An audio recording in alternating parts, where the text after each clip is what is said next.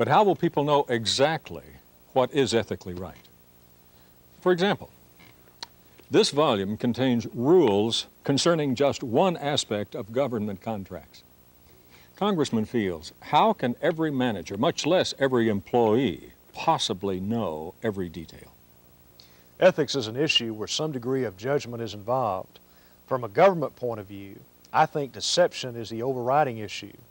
Anytime a company attempts to color the truth or hide vital information that would adversely affect policy, an ethics violation has occurred. I'd like to add to that.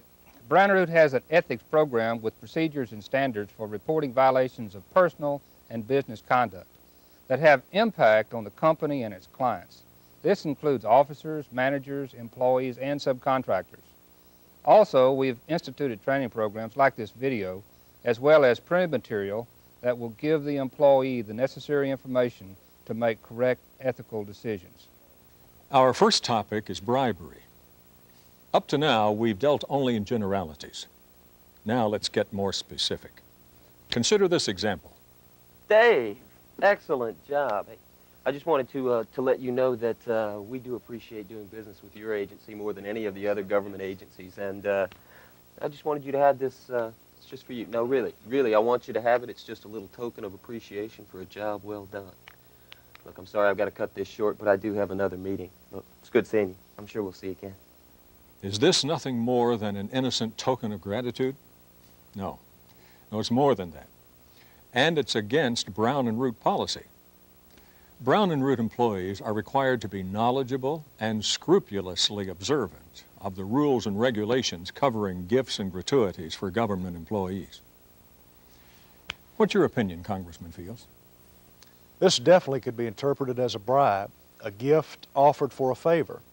Offering payments to federal government officials or employees is against the law and can result in individual and company fines and even imprisonment.